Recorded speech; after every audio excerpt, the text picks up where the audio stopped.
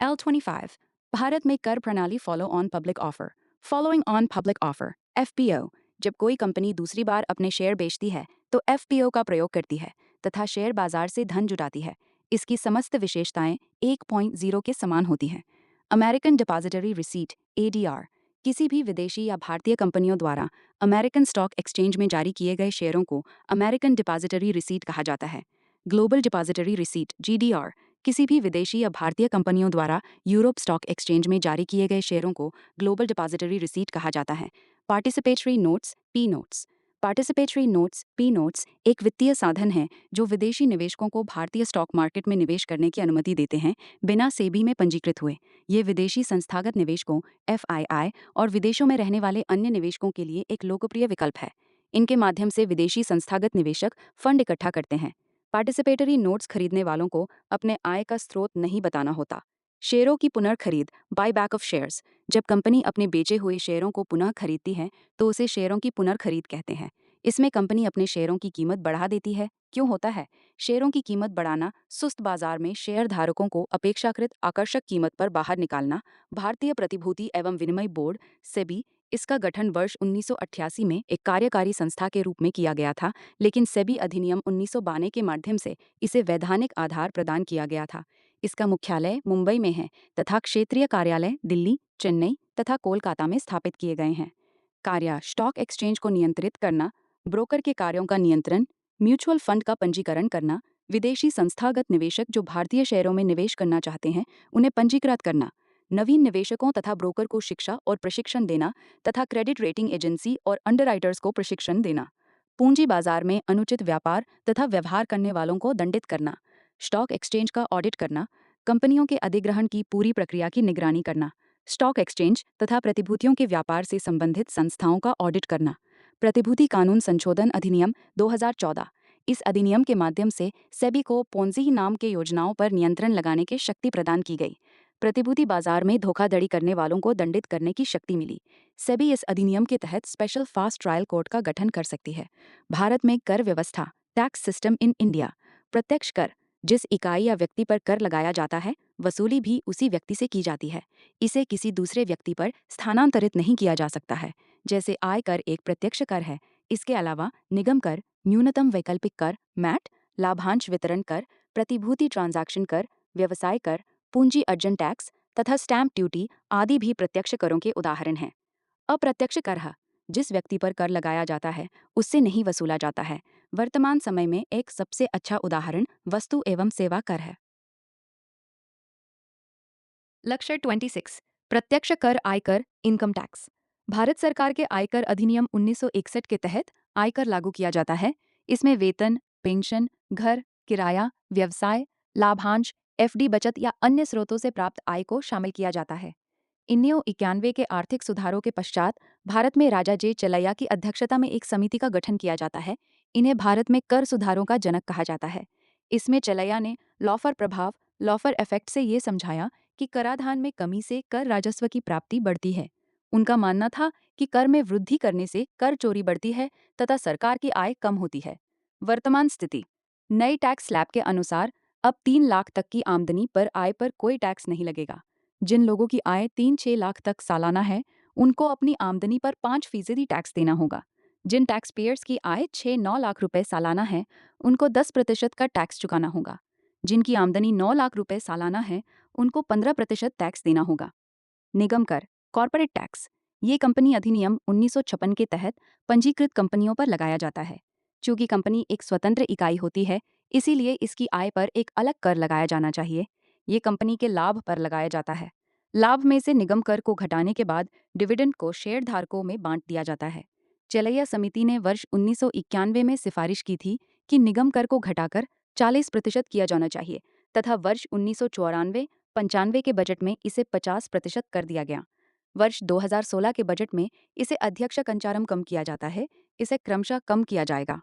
वर्ष 2019-20 में निगम कर सुधारों के तहत पुरानी कंपनियों में इसे 22% की दर से जबकि तथा नवीन विनिर्माण कंपनियों पर इसे 25% से कम करके 15% किया गया है। वर्ष 2020-21 के बजट में नवीन शक्ति उत्पादक कंपनियों पर भी 15% निगम कर लगाया गया है। क्यों? अमेरिका चीन व्यापार युद्ध भारत का मत था कि इस व्यापार युद्ध से अनेक कंपनियां भारत में शिफ्ट हो जाएंगी, लेकिन ऐसा नहीं हुआ। चीन से निकलने वाली कंपनियां भारत आने की बजाय सिंगापुर, वियतनाम, दक्षिण कोरिया तथा अन्य देशों में चली गईं, क्योंकि वहां कॉरपोरेशन टैक्स कम था। अतः भारत ने अपना कॉरपोरेशन टैक्स कम कर दिया। भारत का मानना था कि इससे कंपनियां भारत आएगी, निवेश आएगा, रोजगार के अवसर बढ़ेंगे, इसलिए तात्कालिक नुकसान लेकिन दूरगामी फायदे की उम्मीद थी। कंपनियों के आगमन से मेक इन इंडिया तथा निवेश को प्रोत्साहन मिलेगा। न्यूनतम वैकल्पिक कर MAT मिनिमम ऑल्टरनेटिव टैक्स, इसे शून्य कर वाले निगमों को कर के दायरे में लाने के लिए पहली बार वर्ष 1988 में लागू किया गया था, जिसे वर्ष 1990 में निरस्त कर दिया गया, किंतु वर्ष 1996 के वित्त अधिनियम द्वारा इसे पुनः लागू कर दिया गया। ये कर भारत में कार्यरत सभी संस्थाओं पर लागू होता है, चाहे उनका स्वामित्व भारतीयों के पास हो या विदेशियों के पास।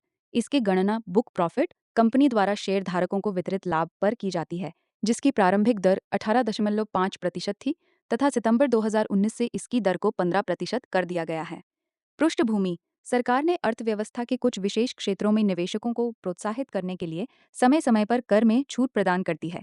इन क्षेत्रों में विकास, कृषि विस्तार सेवाएं, विज्ञान तथा तकनीक, अनुसंधान तथा नवीन तकनीक पर निवेश शामिल है। उदाहरण स्वरूप, रिलायंस कंपनी ने विभिन्न प्रकार के कानूनों, उपकरणों का मूल्यह्रास और सरकार की नीतियों का लाभ उठाकर स्वयं को शून्य कर कंपनी में परिवर्तित कर दिया, जिससे सरकार की आय में कमी होती गई तथा कंपनियों का लाभांश बढ़ता गया। वर्तमान में सरकार MAT तथा कॉर्पोरेट टैक्स की अलग अलग गणना करती है तथा दोनों में से जो भी अधिक होता है उसी के आधार पर कर लेती है। MAT से छूट प्राप्त क्षेत्र: अवसंरचना पावर क्षेत्र, मुक्त व्यापार zone, venture fund, angel fund, विदेशी संस्थागत निवेशक, चैरिटेबल एक्टिविटी। बजट 2018 के अनुसार यदि कोई कंपनी गिफ्ट सिटी अंतर्राष्ट्रीय वित्तीय सेवा केंद्र गुजरात में स्थापित है तो उस पर 1% MAT लगाया जाता है।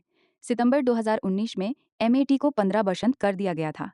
Capital gain tax: capital gain tax गैर कृषि भूमि, संपत्ति, ज्वेलरी, वाहन, मशीनरी, पेटेंट तथा ट्रेडमार्क आदि के विक्रय से अर्जित लाभ पर जो टैक्स लगाया जाता है उसे ही पूंजी लाभ कर कहा जाता है। ये दो प्रकार का होता है। अल्पकालिक पूंजी लाभ कर: यदि किसी संपत्ति को 3 वर्ष पूर्व ही बेच दिया जाता है तो उस पर लगने वाले कर को अल्पकालिक पूंजी लाभ कर कहा जाता है। इसकी दर 15% होती है। दीर्घकालिक पूंजी लाभ कर शाह: यदि किसी संपत्ति को खरीदने के 3 वर्ष पश्चात बेचा जाता है तो उस पर लगने वाले कर को दीर्घकालिक पूंजी लाभ कर कहा जाता है। इसमें 1 लाख रुपए तक के लाभ पर छूट प्राप्त है, जबकि लाख से अधिक का लाभ होने पर दीर्घकालिक पूंजी लाभ कर को 10% की दर से लगाया जाता है। सिक्योरिटी ट्रांजैक्शन कर: सिक्योरिटी ट्रांजैक्शन टैक्स, इसे 10 अक्टूबर 2004 को लागू किया गया था। ये कर शेयर की खरीद बिक्री पर लगाया जाता है, जिसकी दर खरीदार तथा विक्रेता दोनों पर 0.1% होती है। म्यूचुअल फंड में खरीदार पर इसे 0.001% की दर से लगाया जाता है। लक्ष्य 127: अप्रत्यक्ष कर पिगोवियन टैक्स। पिगोवियन टैक्स: कंपनी के उत्पादों से यदि समाज या पर्यावरण पर नकारात्मक प्रभाव पड़ता है तो उस प्रभाव की क्षतिपूर्ति हेतु कंपनी पर एक निश्चित कर लगाया जाता है। इसे ही पिगोवियन टैक्स कहा जाता है। अन्य देशों में ये मुख्यतः पेट्रोलियम उत्पादक, तंबाकू, सिगरेट, शराब उत्पादक आदि कंपनियों पर लगाया जाता है, जबकि भारत में इसे केवल कोयला पर ही लगाया जाता है। भारत सरकार ने वर्ष 2010 में इसके लिए कार्बन टैक्स लगाया, जिसे वर्ष 2017 में स्वच्छ पर्यावरण उपकर के नाम से संबोधित किया गया था। ये प्रति टन कोयले पर 500 रुपये के अनुसार लगाया जाता है। इस कर के माध्यम से स्वच्छ पर्यावरण की पहलों हेतु एक अलग कोष का विकास किया जाएगा, जिसका प्रयोग पर्यावरण हितैषी योजनाओं में किया जाता है। इक्वलाइजेशन लेवी या गूगल टैक्स: वर्ष 2016 में इसे प्रारंभ किया गया, जिसके अनुसार भारत के बाहर स्थापित डिजिटल कंपनियों को टैक्स के दायरे में लाया जाता है। वे कंपनियां जिनकी आय का प्रमुख स्रोत विज्ञापन है, वे भारत में अपेक्षित कर प्रदान नहीं करती हैं। भारत के टैक्स के दायरे में वही कंपनियां आ सकती हैं जिसकी स्थापना स्थायी तौर पर भारत में की गई है, लेकिन अनेक कंपनियां भारत में सहायक कार्यालय खोलती हैं, जिससे भारत को कर नहीं मिल पाता है। इस समस्या के समाधान हेतु भारत सरकार ने इक्वलाइजेशन लेवी लगाया, जिसकी दर 6% है। ये कर कंपनियों पर नहीं लगाया जाता है, लेकिन विज्ञापन कंपनियों की आय पर इस कर का प्रभाव पड़ता है। ये बात ध्यान देने योग्य है कि लाख रुपए तक के विज्ञापनों पर टैक्स नहीं लगाया जाता है। व्यावसायिक प्लेटफॉर्म्स पर कर सिग्निफिकेंस इकोनॉमिक प्रेजेंस पर इस कर को वर्ष 2018 में लागू किया गया। किसी विदेशी कंपनी की भारत में कितनी और किस सीमा तक मौजूदगी है, उस पर भी कर लगाया जाता है। अप्रैल 2020 में बिजनेस टू कंज्यूमर जैसी कंपनियों को भी कर के दायरे में लाया गया, जैसे अमेजन इसका एक उदाहरण है। भारत सरकार द्वारा उन कंपनियों पर जो कि 2 करोड़ से अधिक का लाभ कमाती हैं, प्रति ट्रांजैक्शन 2% टैक्स लगाया जाता है। ये कर आयकर अधिनियम 1961 के तहत आयकर तथा निगम कर का भाग नहीं है। ये विदेशी कंपनियां इस आधार पर कर से नहीं बच सकती हैं कि उसे अपने गृह राज्य में दोहरे कराधान से सुरक्षा प्राप्त है। Angel tax. स्टार्टअप तथा एंजल निवेशक आपस में सौदेबाजी के आधार पर काले धन को सफेद धन में बदल देते थे। इस काले धन की समस्या को रोकने के उद्देश्य से भारत सरकार ने स्टार्टअप के शेयर विक्रय से मिलने वाले अधिक मूल्य कीमत से अधिक बेचने पर एक कर लगाया है, जिसे एंजल टैक्स कहा जाता है। छूट 100 करोड़ रुपये तक के निवेश पर छूट प्राप्त है। वो स्टार्टअप जिसका कुल वार्षिक टर्नओवर 225 करोड़ रुपया है। मर्चेंट बैंक स्टार्टअप को वैल्यूएशन सर्टिफिकेट प्रदान करता है। नोट: इस कर को वर्ष 2012 में शुरू किया गया था। सेस तथा सरचार्ज, टीएसएस एंड सरचार्ज, उपकर कैस, ये कर पर लगने वाला कर होता है। जैसे यदि किसी व्यक्ति की आय 10 लाख रुपये है, जिस पर आयकर 10% है, तो उसका आयकर लाख रुपया हुआ तथा लाख पर लगने वाले कर को उपकर कर या सेस कहा जाता है। यदि ये 10% हो तो कुल कर 1,10,000 रुपया होता है। ये प्रत्यक्ष तथा अप्रत्यक्ष करों पर विशेष उद्देश्य के तहत लगाया जा सकता है, शिक्षा तथा स्वास्थ्य कर आदि। इस सेस से अर्जित लाभ को केवल उसी उद्देश्य हेतु व्यय किया जा सकता है जैसे लिए ये लगाया गया है। जैसे मोटर वाहनों पर अवसंरचना सेस लगाया जाता है। इसके अलावा स्वच्छ पर्यावरण उपकर तथा कृषि कल्याण उपकर आदि भी उपकर है। उपकरों का विभाजन राज्यों के मध्य नहीं किया जाता है। हालांकि जीएसटी सेस इसका एक अपवाद है। सरचार्ज इसकी गणना कर योग्य राशि पर की जाती है, अर्थात ये कर पर लगाया जाने वाला कर है। इससे प्राप्त आय को सरकार अपनी इच्छानुसार व्यय कर सकती है। अपवाद: आयात की जाने वाली वस्तुओं पर 10% सामाजिक कल्याण सरचार्ज एकमात्र ऐसा सरचार्ज है जो घोषित उद्देश्य के लिए लगाया जाता है। इसका धन भारत की संचित निधि में जमा किया जाता है। इसका विभाजन वित्त आयोग की सिफारिश पर राज्यों के मध्य नहीं किया जा सकता है। सरचार्ज की दरें: 50 लाख से अधिक इनकम टैक्स पर 10%, 37% सरचार्ज लगाया जाता है। 10 करोड़ से अधिक कॉर्पोरेट टैक्स पर 12% सरचार्ज लगाया जाता है। टोबिन टैक्स या रॉबिनहुड टैक्स। जेम्स टोबिन नामक अर्थशास्त्री ने 1972 में ये विचार दिया, जिसके अनुसार एक वैश्विक कर लगाया जाना चाहिए जो कि विदेशी मुद्रा के विनिमय पर लागू किया जाता है। ये कर विदेशी मुद्रा के आगमन तथा बहिर्गमन पर लगाया जाता है। इस कर को लगाने की पूर्व शर्त ये है कि इसे संपूर्ण विश्व को एक साथ लगाना होगा, अन्यथा निवेशक उन देशों में अधिक निवेश करेंगे जो कि इस कर को नहीं लगाते हैं। लेकिन इस कर को लगाने पर वैश्विक सहमति नहीं बन सकी। लेकिन दुनिया की प्रमुख अर्थव्यवस्थाओं का मानना है कि वे अपने देश में इस कर से मिलता जुलता कर लगाते हैं। जैसे भारत में प्रतिभूति विनिमय कर, यूरोप में स्टॉक विनिमय कर, यूएसए में फाइनेंशियल ट्रांजैक्शन कर लगाया जाता है। भारत वर्तमान समय में टोबिन टैक्स नहीं लगा सकता है क्योंकि वर्तमान समय में भारत निवेश को आकर्षित करना चाहता है। लेक्चर 28: वस्तु एवं सेवा कर, टैक्स हेवन। टैक्स हेवन ऐसा देश जहां टैक्स रेट या तो शून्य हो या नाम मात्र की हो। ये देश अपनी कर संबंधी जानकारी अन्य देशों के साथ साझा नहीं करते हैं, जैसे Mauritius, Bermuda, Cayman island, Monaco, Luxembourg और सिंगापुर। इसने कंपनी को स्थायी रूप से टैक्स हेवन देश में पंजीकृत होने की आवश्यकता नहीं है। हेवन शब्द का निहितार्थ सुरक्षित से होता है। कर का निर्धारण करना किसी भी देश की संप्रभुता का विषय होता है। फर्मों और व्यक्तियों को भी इन देशों के माध्यम से व्यापार करना कानूनी तौर पर सही माना जाता है। टैक्स हेवन से कंपनियां दो प्रकार से व्यापार करती है: आधार क्षय तथा लाभ स्थानांतरण, base erosion and profit shifting. Apple, Facebook, Amazon, Nike, Uber आदि कंपनियां टैक्स हेवन कंपनी के रूप में पंजीकृत हैं। इसके माध्यम से कंपनियां विभिन्न देशों में कर का क्षरण करती हैं तथा लाभ को टैक्स हेवन देशों में स्थानांतरित कर देती हैं। शेल कंपनियों के माध्यम से, शेल का तात्पर्य खोखला या झूठ से होता है। वे कंपनियां जो कि भौतिक रूप से व्यापार न करके केवल दस्तावेजों पर व्यापार को प्रदर्शित करती हैं, उन्हें शेल कंपनी कहा जाता है। शेल कंपनियों का अधिकांश प्रयोग धन शोधन के लिए किया जाता है। वैश्विक स्तरीय समाधान: इसके समाधान हेतु एक ग्लोबल मिनिमम कॉर्पोरेट टैक्स की आवश्यकता है जिसकी दर 15% होना चाहिए। इस समाधान हेतु विश्व के लगभग 131 देश सहमत हो गए हैं। अप्रत्यक्ष कर, वस्तु एवं सेवा कर। हाँ, ये एक अप्रत्यक्ष कर है जो कि वस्तुओं एवं सेवाओं के मूल्यवर्धन पर लगाया जाता है। आवश्यकता क्यों? साझा घरेलू बाजार का विकास करना तथा भारत में निवेश को आकर्षित करना। ये पहले से चले आ रहे अप्रत्यक्ष करों की बहुलता को समाप्त करता है, जिससे उत्पादकों तथा उपभोक्ताओं पर कर का भार कम हो जाता है। इसके माध्यम से अधिकाधिक कंपनियों को कर नेट में शामिल किया जा सकता है। कर संरचना को सरल बनाने में सहायक है। विशेषताएं: ये गंतव्य आधारित कर है, जो कि अंतिम रूप में उपभोक्ताओं पर लगाया जाता है।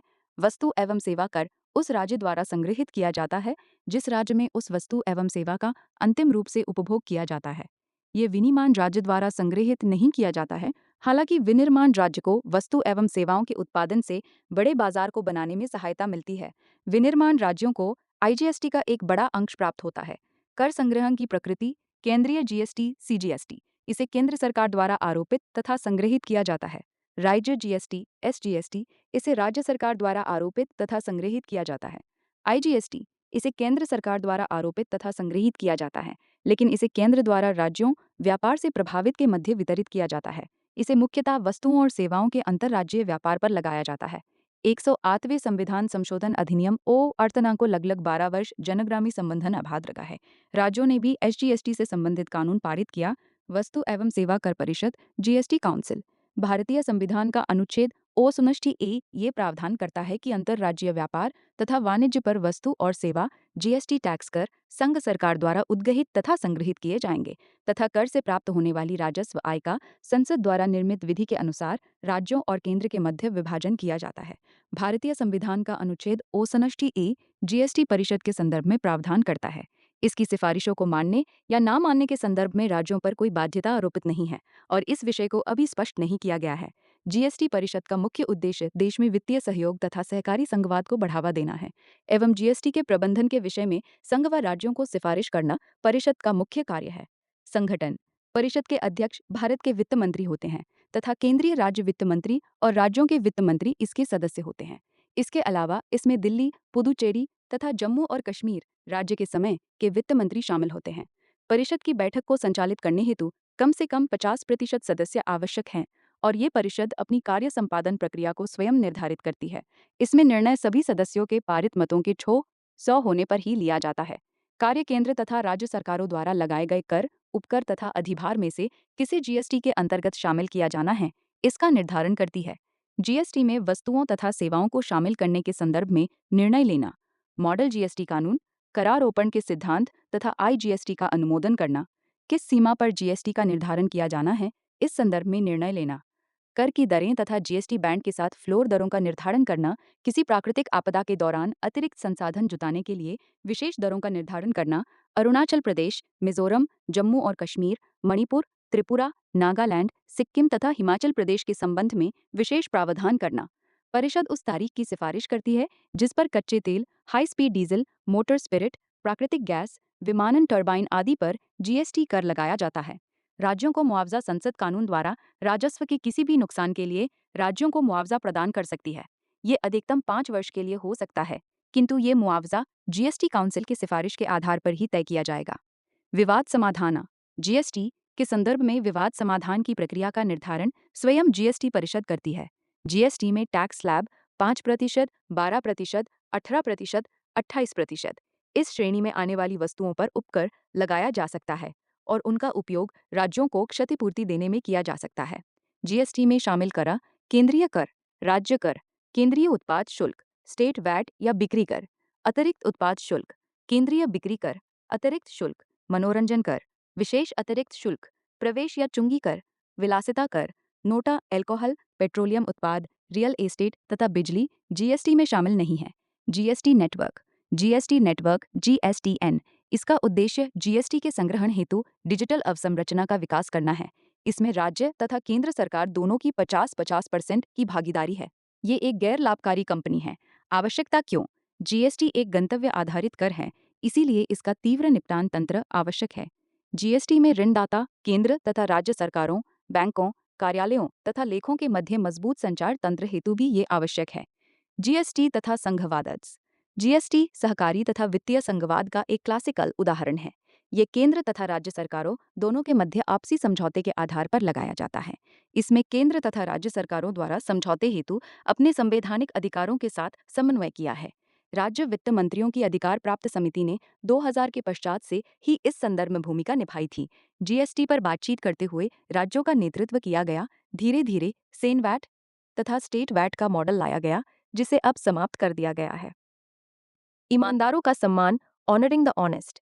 कर प्रशासन में पारदर्शिता तथा जवाबदेही को बढ़ाने के लिए वर्ष 2020 में सरकार ने पारदर्शी कराधान ईमानदार का सम्मान नामक एक मंच की शुरुआत की। इस प्लेटफॉर्म पर 3 प्रकार की सुविधा उपलब्ध है। फेसलेस असेसमेंट स्कीम 2020, इसे पहले ई आकलन कहा जाता था। इसके तहत कर प्राधिकरण द्वारा कर करदाता मूल्यांकन की प्रक्रिया को ऑनलाइन कर दिया गया। फेसलेस अपील स्कीम 2020, इसके तहत कर धोखाधड़ी, कर चोरी और काला धन से संबंधित अपीलों को छोड़कर आयकर से संबंधित सभी अपीलों की सुनवाई ऑनलाइन अर्थात फेसलेस होगी। करदाताओं का चार्टर, इसके तहत करदाताओं के अधिकारों का प्रकाशन किया गया है। जीडीपी और कर अनुपात किसी देश के जीडीपी की तुलना में उस देश के कर राजस्व को टैक्स जीडीपी अनुपात कहते हैं। उदाहरण के लिए, यदि किसी देश का टैक्स जीडीपी का अनुपात 10% है, तो इसका अर्थ है कि यदि उस देश की जीडीपी 100% रुपए की है और उस देश ने अपने 100% रुपए में टैक्स से की प्राप्ति टैक्स से की है। टैक्स जीडीपी अनुपात के अधिक होने के फायदे। टैक्स जीडीपी अनुपात जितना बेहतर होगा, सरकार की वित्तीय स्थिति उतनी ही मजबूत होगी। सरकार अधिक निवेश करेगी। सरकार को उधार कम लेना पड़ेगा। भारत की स्थिति। वित्त वर्ष 2022-23 के भारत में टैक्स जीडीपी अनुपात 11.7% है, जिसमें प्रत्यक्ष कर अनुपात 6.1% और अप्रत्यक्ष कर अनुपात 5.7% है। वैश्विक परिदृश्य। विश्व बैंक के अनुसार टैक्स जीडीपी अनुपात कम से कम 15% होना चाहिए। यदि ये 15 से अधिक है तो उस देश को अपने आर्थिक विकास को जारी रखने और गरीबी को कम करने में काफ़ी सहूलियत होगी। सर्वाधिक टैक्स जीडीपी अनुपात स्वीडन देश में है, जो कि 54% है। अमेरिका का टैक्स जीडीपी अनुपात 25.7% है।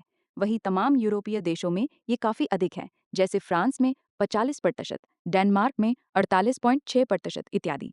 भारत में टैक्स जीडीपी अनुपात कम होने के कारण भारत की कुल जनसंख्या का 3% लोग ही आयकर का भुगतान करते हैं। यहाँ कृषि आय में आयकर पर छूट है। यहाँ एक बड़ा औपचारिक क्षेत्र है। यहाँ कई प्रकार के कर पर छूट है। यहाँ समानांतर अर्थव्यवस्था है। यहाँ की कर मशीनरी अपनी पर्याप्त क्षमता से कार्य नहीं कर रही है। कम टैक्स जीडीपी अनुपात का प्रभाव। कम अनुपात सरकार को सामाजिक क्षेत्र और बुनियादी क्षेत्र पर खर्च करने से रोकता है। भारत में टैक्स जीडीपी अनुपात को बढ़ाने के लिए सरकार द्वारा किए गए हाल के प्रयास वर्ष 2016 की नोटबंदी से अर्थव्यवस्था के औपचारिक रण ने गति पकड़ी है। आंकड़े बताते हैं कि नोटबंदी के कारण वर्ष 2016-17 में 2.26 करोड़ नए करदाता जुड़े। वर्तमान में लोग अधिक से अधिक जीएसटी भुगतान कर रहे हैं। इसके साथ ही सरकार डिजिटल पेमेंट को बढ़ावा दे रही है, जिससे लोग अधिक आयकर रिटर्न दाखिल कर रहे हैं। सरकार द्वारा कर की तरह काम की जा रही है और साथ ही कर प्रशासन को सरल और पारदर्शी बनाया जा रहा है। लेक्चर 29, राजकोषीय नीति कर आधार का विस्तार कर। आधार क्या है? कर आधार वो सब कुछ सम्मिलित करता है जिस पर कर लगाया जाता है। इसमें आय, लाभ, बिक्री, आयात आदि शामिल हैं। कर आधार के विस्तार का क्या मतलब है? जब सरकार कर आधार का विस्तार करना चाहती है तो वो आय और संपत्ति में कर की दरों को बढ़ाने के बजाय अधिक लोगों को कर के दायरे में लाने का प्रयास करती है। इसका मतलब है कि सरकार आर्थिक गतिविधियों को बढ़ावा देती है और अधिक लोगों को कर का भुगतान करने के लिए प्रोत्साहित करती है। व्यापक या संकीर्ण कर आधार। किसी कर के दायरे में आने वाले लोगों की संख्या के आधार पर कर व्यापक या संकीर्ण होता है।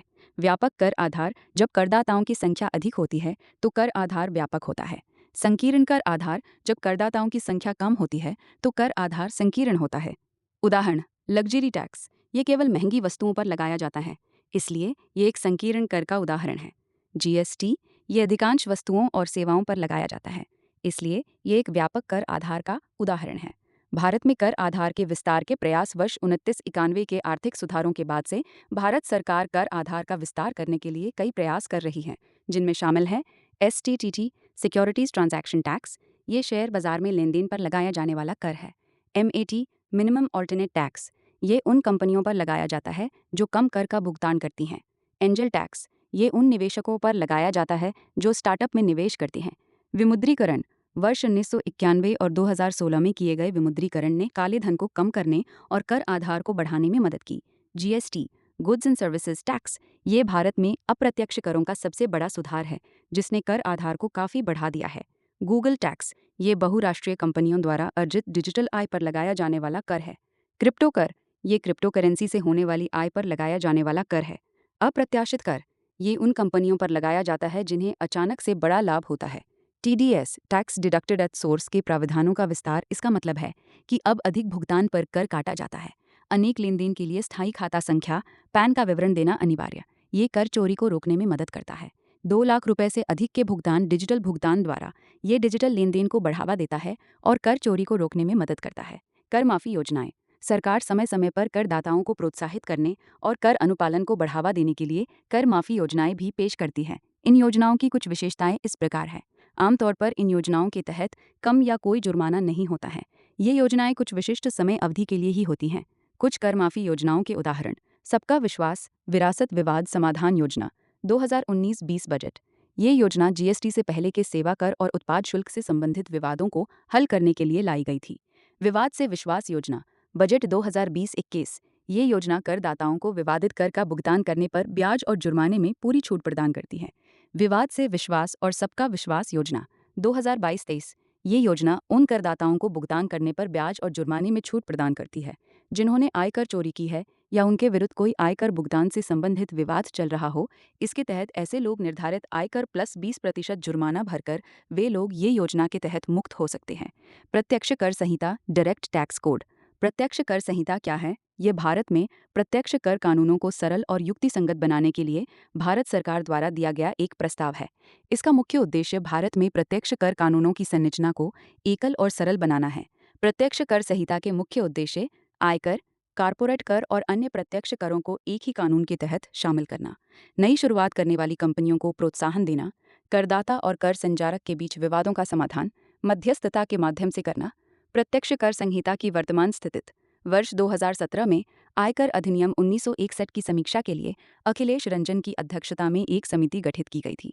इस समिति ने प्रत्यक्ष कर संहिता का प्रारूप तैयार किया और उसे सरकार को सौंप दिया। प्रत्यक्ष कर संहिता की मुख्य बातें: लाभांश वितरण कर को समाप्त करना, आयकर का सरलीकरण, न्यूनतम वैकल्पिक कर मैट को समाप्त करना, उपकर और अधिभार को समाप्त करना, कर अधिनियमों का सरलीकरण, कारपोरेट कर की दर को कम करना, करदाता अनुकूल प्रशासन। Windfall tax. विंडफॉल टैक्स उन कंपनियों पर लगाया जाता है जिनके बारे में ये माना जाता है कि उन्होंने बाजार की अनुकूल परिस्थितियों के कारण ज़रूरत से ज़्यादा लाभ कमाया है। इसे अप्रत्याशित कर भी कहा जाता है। यूरोप, अमेरिका और अन्य धनी देशों में ये ऊर्जा कंपनियों पर लगता है। भारत में विंडफॉल टैक्स। विंडफॉल टैक्स का कॉन्सेप्ट भारत में पहली बार वर्ष 1970 के दशक में आया था। जुलाई 2022 में भारत ने पहली बार ऊर्जा क्षेत्र में कच्चे तेल का व्यापार करने वाली कंपनियों पर विंडफॉल टैक्स लगाया। अप्रैल 2023 में इसे हटा लिया गया। विंडफॉल टैक्स कैसे काम करता है? विंडफॉल टैक्स अस्थायी होता है। ये कुछ ही समय के लिए कंपनियों पर लगाया जाता है। विंडफॉल टैक्स की समीक्षा हर 15 दिनों में केंद्रीय अप्रत्यक्ष कर और सीमा शुल्क बोर्ड CBIC द्वारा की जाती है। ये टैक्स आमतौर पर लंबे समय से स्थापित कंपनियों पर लगाया जाता है जो किसी बाहरी कारण से मुनाफा कमाती हैं। कच्चे तेल पर विंडफॉल टैक्स क्यों लगाया गया? रूस यूक्रेन युद्ध के कारण तेल की कीमतें आसमान छूने लगी। तेल कंपनियों ने इस वजह से अप्रत्याशित रूप से भारी मुनाफा कमाया। सरकार ने इस अतिरिक्त मुनाफे का कुछ हिस्सा जनता के लिए उपयोग करने का फैसला किया और इसलिए विंडफॉल टैक्स लगाया गया। इस टैक्स से प्राप्त धन का उपयोग सरकार ने किसानों को सब्सिडी देने और उर्वरक में निवेश करने के लिए किया। राजकोषीय नीति फिस्कल पॉलिसी सार्वजनिक खाते का अध्ययन करने हेतु निर्मित नीति को ही राजकोषीय नीति कहते हैं। इसमें राजस्व खाता तथा पूंजीगत खाता शामिल है। राजस्व खाते में राजस्व आय तथा राजस्व व्यय शामिल है तथा पूंजीगत खाते में पूंजीगत प्राप्तियां तथा पूंजीगत व्यय शामिल है। राजस्व खाता रेवेन्यू अकाउंट। राजस्व प्राप्तियां कर राजस्व तथा गैर कर राजस्व से प्राप्त आय शामिल है। कर राजस्व में प्रत्यक्ष तथा अप्रत्यक्ष कर से प्राप्त आय शामिल है, जबकि कर के अतिरिक्त अन्य स्रोतों से अर्जित आय को गैर कर राजस्व में शामिल किया जाता है। गैर कर राजस्व में सरकार द्वारा दिए गए ऋण पर ब्याज प्राप्ति, लोक उपक्रमों तथा RBI आदि से प्राप्त लाभांश, अनेक वित्तीय सेवाओं जैसे करेंसी प्रिंटिंग तथा डाक टिकट प्रिंटिंग से प्राप्त आय, कुछ सामान्य सेवाओं जैसे बिजली वितरण, बैंकिंग तथा बीमा आदि से प्राप्त आय, फीस, शुल्क तथा जुर्माने, सरकार को प्राप्त बाह्य तथा आंतरिक अनुदान, राजस्व व्यय, सरकार द्वारा किया गया ऐसा खर्च जिससे न तो किसी उत्पादक संपत्ति का सृजन होता है और न ही सरकार की देनदारियां कम होती हैं, उसे ही राजस्व व्यय कहा जाता है। ये सरकार तथा उसके कल्याणकारी कार्यक्रमों के संचालन हेतु आवश्यक है। इसमें सब्सिडी, वेतन, पेंशन, सुरक्षा पर आंशिक व्यय, ब्याज भुगतान, लोक प्रशासन पर व्यय, राज्यों को दिए जाने वाले वित्तीय अनुदान, राज्य आपदा प्रतिक्रिया कोष में दिया जाने वाला धन, ग्रामीण तथा शहरी स्थानीय निकायों की सहायता हेतु दिया जाने वाला अनुदान आदि शामिल हैं। लक्ष्य 33 राजकोषीय नीति भाग 2 राजस्व घाटा। ये राजस्व आय पर राजस्व व्यय के आधिक्य को प्रदर्शित करता है। ये शब्द 1979-88 भारत में प्रचलित हुआ। चूंकि उच्च राजस्व व्यय से उत्पादक संपत्ति का निर्माण नहीं होता है, इसीलिए राजकोषीय नीति से संबद्ध लोग राजस्व घाटे को एक प्रकार का आर्थिक अपराध मानते हैं। राजस्व अधिशेष। ये राजस्व व्यय पर राजस्व आय के आधिक्य को प्रदर्शित करता है। भारत में दूसरी पंचवर्षीय योजना में राजस्व अधिशेष की स्थिति उत्पन्न हुई थी, लेकिन इससे भारत में आर्थिक विकास नहीं हुआ। इसका मूल कारण ये है कि दूसरी पंचवर्षीय योजना के दौरान सरकार ने कर की दरों को बढ़ा दिया था। इसके कारण अर्थव्यवस्था में कर चोरी, कालाधन तथा भ्रष्टाचार का बड़े स्तर पर जन्म हुआ। बेहतर स्थिति क्या होनी चाहिए? हालांकि राजस्व व्यय से कोई उत्पादक संपत्ति का निर्माण नहीं होता है, लेकिन राज्य कोई व्यापारिक संस्था नहीं है, बल्कि ये एक कल्याणकारी संस्था है। कल्याणकारी राज्य होने के कारण भारत का एक वृहद राजस्व व्यय किया जाता है, सामाजिक सेवाओं तथा गरीब जनों की आवश्यकताओं को पूरा करने के लिए किया जाता है। लेकिन ये व्यय आय से बहुत अधिक नहीं होना चाहिए, क्योंकि यदि उच्च राजस्व व्यय अर्थव्यवस्था को गतिहीन बना देते हैं। राजस्व अधिशेष होना चाहिए, लेकिन इसे कर की दरों को बढ़ाकर नहीं, बल्कि कर के आधार को बढ़ावा देकर प्राप्त किया जाना चाहिए। राजस्व प्राप्तियों तथा राजस्व व्यय के मध्य एक तार्किक संतुलन की स्थिति बनी रहनी चाहिए। इस संदर्भ में वर्ष 2013 में शून्य राजस्व घाटा जीरो रेवेन्यू डेफिसिट के सिद्धांत को लाया गया, जिसके तहत सरकार को उतना ही व्यय करना चाहिए जितना उसकी प्राप्तियां हों। प्रभावी राजस्व घाटा। इसमें राजस्व घाटे में से राज्यों को संपत्ति निर्माण की शर्त पर दिए जाने वाले अनुदानों को घटा दिया जाता है। राज्यों को दिए गए अनुदानों में स्कूल की इमारतों, सड़कों तथा अन्य परिसंपत्तियों का निर्माण हेतु धन शामिल है। इसके साथ ही स्थानीय निकायों को दिया गया पैसा, जो वो स्थानीय स्तर के विकास योजनाओं पर खर्च करते हैं। विभिन्न योजनाओं को दिया गया अनुदान, जैसे प्रधानमंत्री ग्राम सड़कें योजना, त्वरित सिंचाई लाभ कार्यक्रम आदि। प्रभावी राजस्व घाटा इक्वल राजस्व घाटा पूंजीगत संपत्तियों के लिए किया गया अनुदान। पूंजीगत खाता कैपिटल अकाउंट। इसमें पूंजीगत प्राप्तियां तथा पूंजीगत व्यय शामिल हैं। पूंजीगत प्राप्तियां ऐसी प्राप्तियां जिनसे या तो सरकार की परिसंपत्तियां कम होती हैं या देयताओं को बढ़ावा मिलता है, उसे पूंजीगत प्राप्तियां कहते हैं। अथवा सरकार द्वारा राजस्व स्रोतों के अतिरिक्त अन्य स्रोतों से प्राप्त आय को पूंजीगत प्राप्तियां कहते हैं।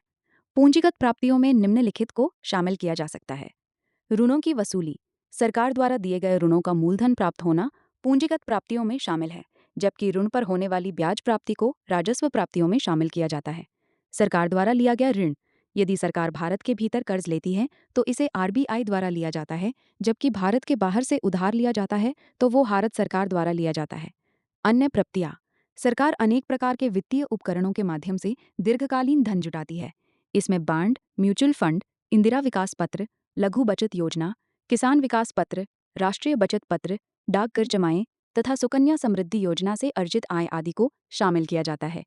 विनिवेश से अर्जित आय।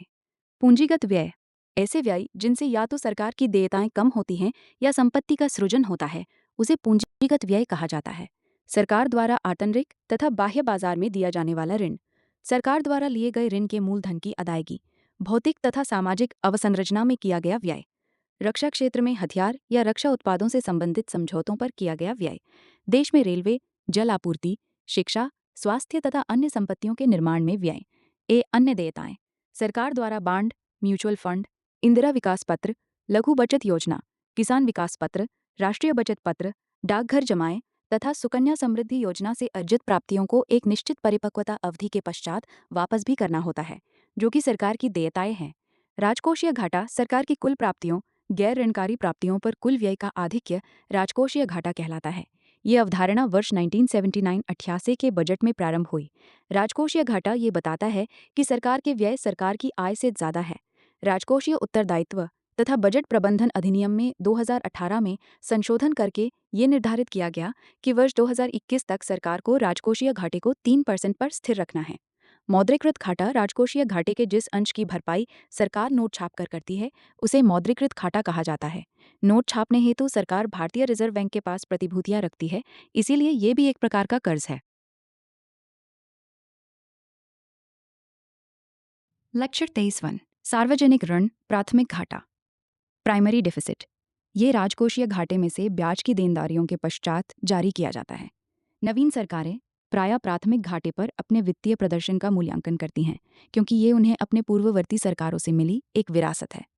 राजकोषीय उत्तरदायित्व तथा बजट प्रबंधन अधिनियम FRBM 3 दशमलव ये अधिनियम भारत में राजकोषीय नीति को मजबूत बनाने हेतु लक्ष्यों के निर्धारण से संबंधित हैं, जिसमें राजकोषीय घाटे को प्रतिवर्ष 0.3% कम करना है तथा 2008-28 तक इसे जीडीपी के 3% तक पहुंचाना है। राजस्व घाटे में किम 2.5% की प्रतिवर्ष की कमी करते हुए वर्ष 2008 को वस तक इसे समाप्त कर देना है। केवल राष्ट्रीय सुरक्षा तथा आपदा की स्थिति में ही राजकोषीय घाटे तथा राजस्व घाटे के लक्ष्यों में परिवर्तन किया जा सकता है। राजकोषीय उत्तरदायित्व तथा बजट प्रबंधन संशोधन अधिनियम 2012। इस संशोधन के माध्यम से केंद्र सरकार द्वारा प्रभावी राजस्व घाटे की अवधारणा को लाया गया। सरकार ने लक्ष्य रखा कि वर्ष 2015 तक प्रभावी राजस्व घाटे को 0% तक लाना है, लेकिन ये लक्ष्य प्राप्त नहीं किया जा सका। एन.के. सिंह समीक्षा समिति। वर्ष 2016 में एन.के. सिंह समीक्षा समिति का गठन किया गया, जिसमें उर्जित पटेल और अरविंद सुब्रमण्यम सदस्य थे। अरुण जेटली, भारतीय वित्त मंत्री, ने यह अनुभव किया कि राजकोषीय उत्तरदायित्व तथा बजट प्रबंधन अधिनियम 2003 अधिक सख्ती से राजकोषीय घाटे को नियंत्रित करने का प्रयास करता है, जबकि वैश्विक वित्तीय संकट या राष्ट्रीय आर्थिक संकट के दौरान ये संभव नहीं है। अतः वित्त मंत्री ने राजकोषीय उत्तरदायित्व तथा बजट प्रबंधन अधिनियम 2003 को लचीला बनाने का प्रयास किया। सिफारिशें, ट्रिगर तंत्र और बचाव खंड। सरकार कुछ स्थितियों में लक्ष्यों को पार कर सकती है। इन परिस्थितियों में युद्ध, प्राकृतिक आपदा, कृषि संकट, जीडीपी में तीव्र गिरावट, अर्थव्यवस्था में संरचनात्मक सुधार आदि के कारण होने वाली अव्यवस्था शामिल है। इन परिस्थितियों में सरकार राजकोषीय घाटे को निर्धारित लक्ष्य से साइड एज तक बढ़ा सकती है। वर्ष 2019-20 और 2020-21 में लक्ष्यों के लिए ट्रिगर तंत्र का उपयोग किया गया था, जहां वर्ष 2019-20 में राजकोषीय घाटे का मूल लक्ष्य 3 तक त्रिदेश था, जिसमें ट्रिगर तंत्र के अनुसार 3 तक त्रिदेशवर 8% बढ़ाया गया था। तो वही वर्ष 2020-21 में राजकोषीय घाटे का मूल लक्ष्य 3 तक त्रिदेश था, जिसमें ट्रिगर तंत्र के अनुसार 3 तक त्रिदेश बढ़ाया गया था। राजकोषीय समेकन, फिस्कल कंसोलिडेशन, ये सरकार के वित्त को मजबूत करने की व्यवस्था है, जो कि एक अनवरत चलने वाली प्रक्रिया है। इसमें शामिल है एक संस्थागत ढांचा प्रदान करना, ताकि सरकार को विवेकपूर्ण राजकोषीय नीतियों को अपनाने के लिए बाध्य किया जा सके। विनिवेश, सरकारी उपक्रमों का विनिवेश और निजीकरण के माध्यम से पूंजी की प्राप्ति। कर सुधार, जीएसटी, एमएटी, कॉर्पोरेट कर सुधार। सब्सिडी लक्ष्य, जम, जनधन आधार, मोबाइल। भारत में अब तक किए गए प्रयासों में विभिन्न आर्थिक क्षेत्रों में महत्वपूर्ण सुधार शामिल हैं। इनमें से एक प्रमुख क्षेत्र कर सुधार है, जिसमें वस्तु एवं सेवा कर जीएसटी की शुरुआत, न्यूनतम वैकल्पिक कर एमएटी में सुधार और कर ढांचे को सरल बनाने तथा अनुपालन बढ़ाने के उद्देश्य से कॉर्पोरेट कर समायोजन शामिल हैं।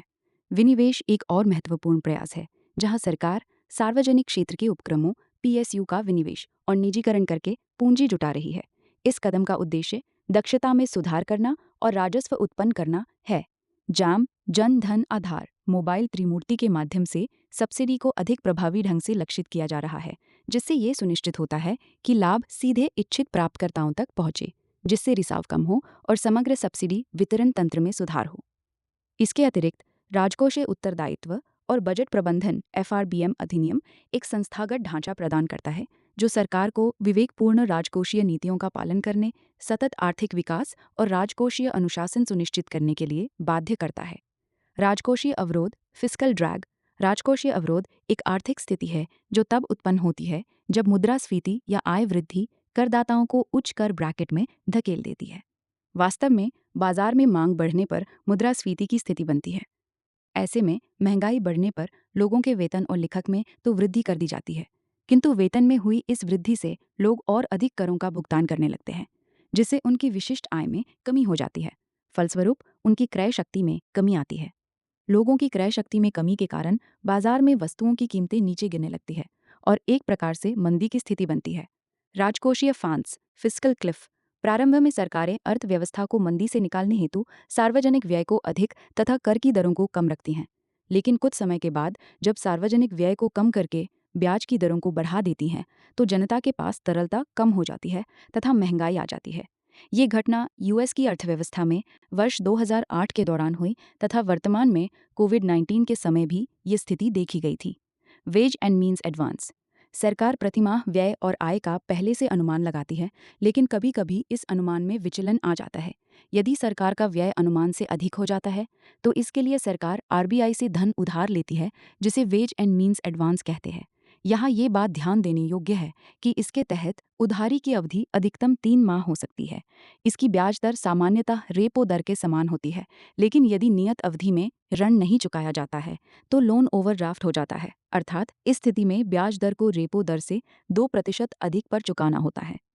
कोविड-19 महामारी के कारण राज्यों तथा केंद्र शासित प्रदेशों का वेज एंड मीन्स एडवांस 30% तक बढ़ गया था।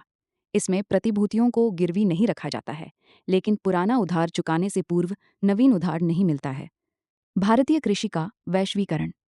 1991 में भारत में आर्थिक सुधारों के साथ साथ कृषि सुधारों के लिए भी कदम उठाए गए। वर्ष 1995 में भारत विश्व व्यापार संगठन में शामिल हुआ, जिसके फलस्वरूप भारत ने अपनी कृषि नीतियों में विश्व व्यापार संगठन फ्रेमवर्क के तहत कई सुधार किए, जिनका प्रभाव भारतीय कृषि क्षेत्र पर पड़ा। यद्यपि ये सुधार उद्योग एवं सेवा क्षेत्र की तुलना में कम रहे, फिर भी इन सुधारों के उपरांत भारतीय कृषि क्षेत्र में निम्नलिखित परिणाम सामने आए। भारतीय कृषि पर वैश्वीकरण का प्रभाव। सकारात्मक प्रभाव। आनुवांशिक रूप से संशोधित फसलों के प्रयोग तथा उत्पादकता में वृद्धि के फलस्वरूप किसानों की आय में वृद्धि हुई। उच्च उत्पादकता वाले फसलों तक किसानों की पहुंच सुनिश्चित हुई। आधुनिक कृषि प्रौद्योगिकी किसानों की पहुंच में आई, जैसे कीटनाशक, शाकनाशी, उर्वरक, कृषि मशीनरी का उपयोग। वैश्वीकरण ने सकल घरेलू उत्पाद में कृषि की भागीदारी को 20% तक कर दिया। भारत में कृषि के वैश्वीकरण ने रोजगार प्राप्ति में महत्वपूर्ण योगदान दिया है। कृषि के वैश्वीकरण के फलस्वरूप भारतीय उत्पादों की गुणवत्ता में सुधार आया है। कृषि का वैश्वीकरण सामाजिक क्षेत्र में भी प्रभाव डाल रहा है। खाद्य प्रसंस्करण उद्योगों के फलस्वरूप ग्रामीण क्षेत्रों का आर्थिक एवं सामाजिक उत्थान हुआ है। नकारात्मक प्रभाव। आयात प्रतिस्पर्धा के फलस्वरूप वाणिज्यिक फसलों के कीमतों में अस्थिरता आई है, जिसके कारण किसानों की आत्महत्या दर में वृद्धि हुई है। विद्युत उपभोग की दरों में वृद्धि हुई है। सब्सिडी में कमी की वजह से कृषि निवेश प्रभावित हुआ है।